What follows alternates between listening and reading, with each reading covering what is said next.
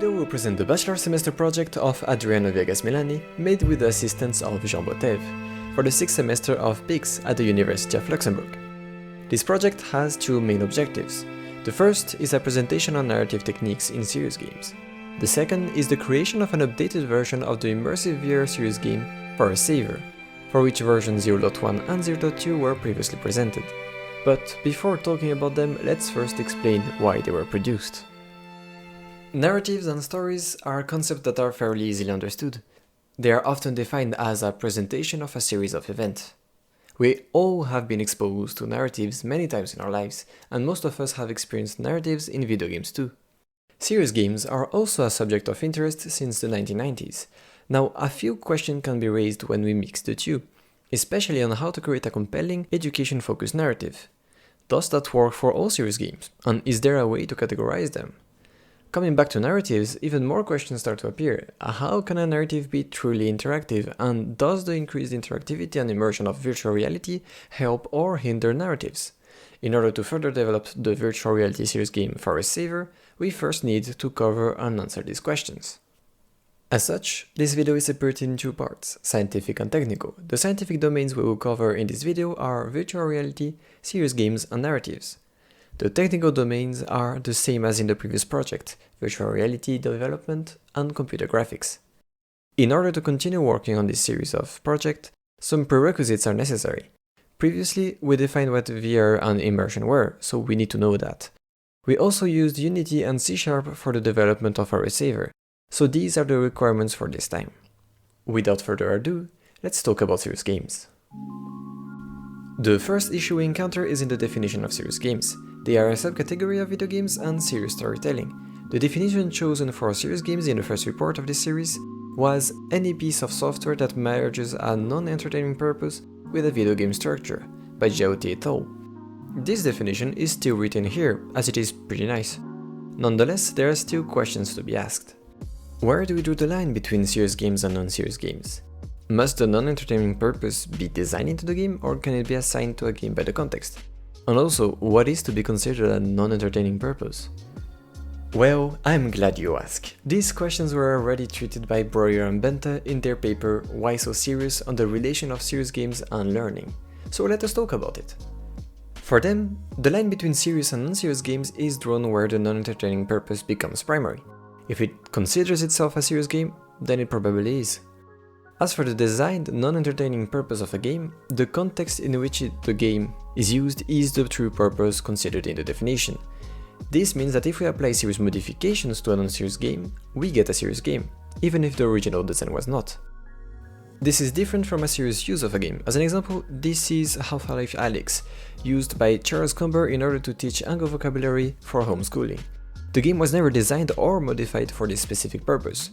But this scenario, which is built on the platform that is the original game, can be considered a serious use of a game, but not a serious game in itself. Thus, while they are interesting, we will only address serious games in this deliverable. The non-entertainment aspect of a serious game are subjects that can be part of many categories.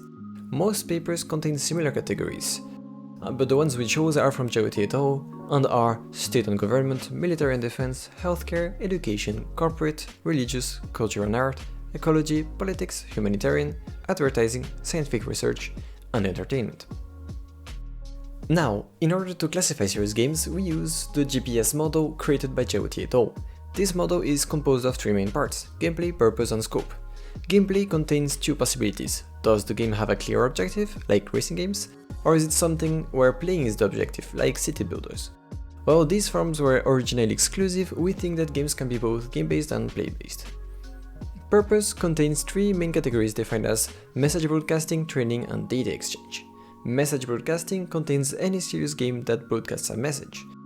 Training includes serious games used for mental or physical training, and data exchange contains games that encourage information sharing between users, or with the game, such as Foldit that lets users contribute to science by sharing their solution to specific protein folding problems.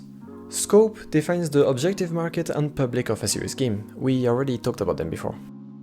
Let us apply the GPS model on for a SaVR.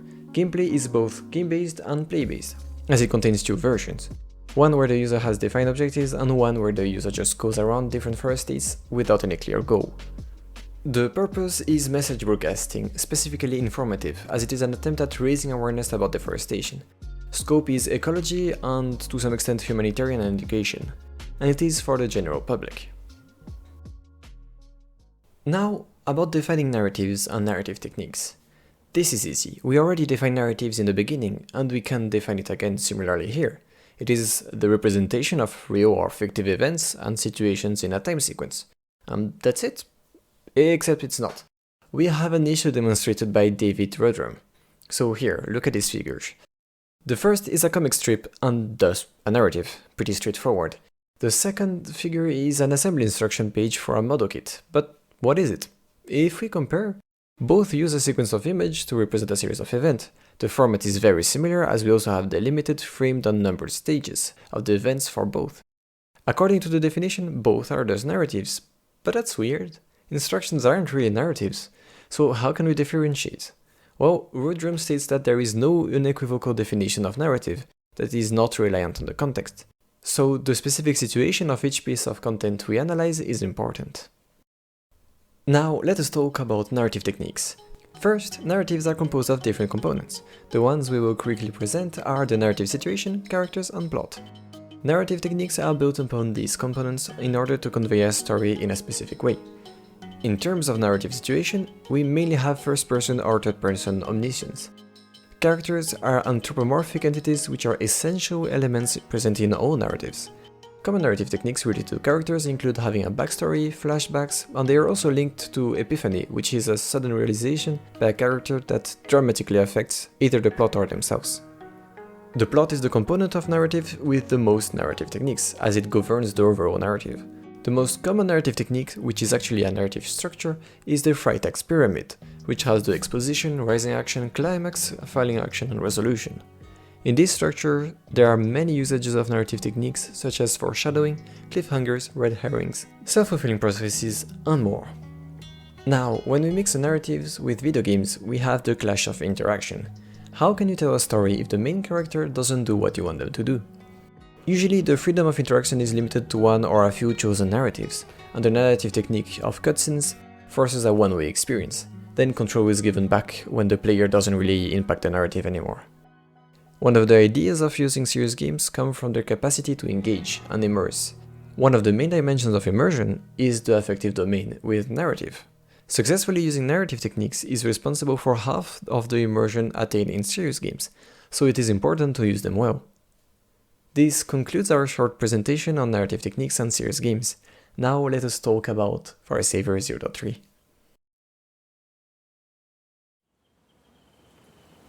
In the previous project, we made For a SaVR 0.2, and it didn't really satisfy the requirements, so there were many aspects which could be enhanced. Firstly, it is still developed in Unity, and it's theoretically compatible with all OpenXR devices, although only Oculus devices could be verified. The game is separated in two parts, named For a SaVR mode and Exploration mode. The Exploration mode is a recreation of the first version of For a SaVR, proposing a linear and somewhat passive experience where the user walks around different versions of the same forest that they can switch by will. The narrative is quite simple and presented in a straightforward manner. The user first appears in a healthy forest, then by pressing a button, they are presented with a sick forest with less trees and some visibly impacted by a sickness. Then, they see a burned version, with a fire visible further away. Then a logged version, with machinery still present. And finally a plantation replacing the previous forest. The narrative is fully based on the use of flash forwards, which paint a bleak future for the forest. The main character in this narrative is the forest, and not the user, which acts simply as an observer, and as such we create an emotional attachment to the forest. For a SaVR mode offers a more game-like approach. In this mode, users have a defined objective. They appear in a healthy state of the forest, which acts as the hub to which they return after completing a point of interest. These points of interest have themes and make the player go through an activity in another state of the forest in order to complete them. They are pests and pathogens.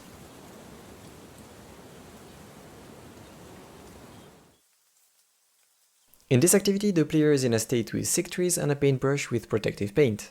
It is worth noting that the activities do not correspond to real suggested countermeasures. Knowing that, the player's objective is to paint a few of the healthy trees, which will cause a leap in time until all the trees are painted, and thus protected from the insects or pathogens causing the damage.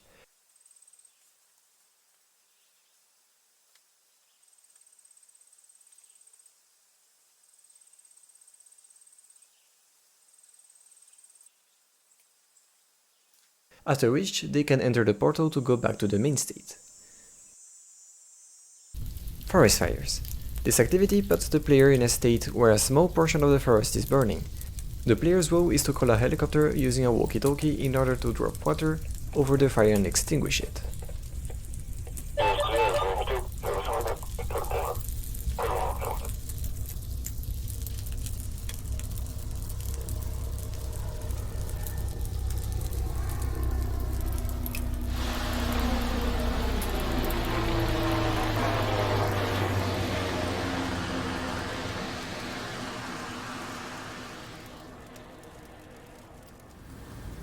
Then we have logging.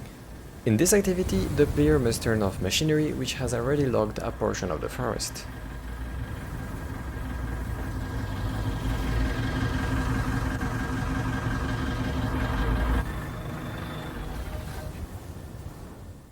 Finally, drought. Here, the player is in a totally dry, nearly unrecognizable version of the forest with only a few dead trees standing. They need to plant a couple of seedlings in a designated area in order to complete the activity, creating a future for the forest. When players come back from an activity, a small animation visually indicates that they have completed their task. The overarching narrative is similar to the other mode, but in this case, the smaller interactive narratives presented by the points of interest have an impact on the main narrative in that the flash forwards are not only preventable, but also that they are by action from the user. This makes the story end in a more positive note, and also establishing the user as an important character to the story, in addition to the forest, and finally becomes the forest saver. As you noticed before, interaction is a much bigger focus than in previous version, and they are implemented with the XR Interaction Toolkit of Unity in addition to scripts which create audio and visual feedback. Also, now we can teleport in addition to just ink locomotion. It is less immersive, but reduces motion sickness to 0.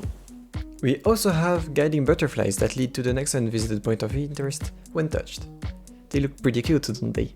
Well, they are visual effects, a new addition to this version of Forest Saver. Visual effects or particle systems are a technique which allow the creation of effects, which would be difficult with standard rendering techniques such as texture on objects or shaders. They are defined by an emitter with various parameters, from which multiple objects are instanced with a certain trajectory. These instance entities have defined lifetimes, but their appearance and trajectory can be changed depending on factors such as their current position. Fire and smoke and this effect were created with these tools. The environment and lighting weren't redesigned, but further worked upon, so that it would feel more natural and help the narrative. This can be seen in the completely different lighting and dominant colors for each state. If you take the example of the logged activity, the sun is setting behind the machine present in the scene, while the lights are turned on. This creates an ominous feeling that the light which was present in the main state is being replaced by an artificial light, further enhancing the already shocking visuals of the tree stumps replacing the trees. We still use Forest Environment Dynamic Nature by Nature Manufacture for all the vegetation, and HDRP still allows for all the cool lighting and fog. In conclusion, we attempted to create a new version of Forest Saver. The objective was to increase awareness through a more immersive and interactive serious game. In the end, the resulting deliverable does attain the defined objectives, and is a considerable upgrade from the previous version. Yay! The performance are still not great, some sounds are missing and there are other issues, so it is not yet a finished serious game, although we are getting close. For more information about the project, please refer to the full paper, and thank you for watching.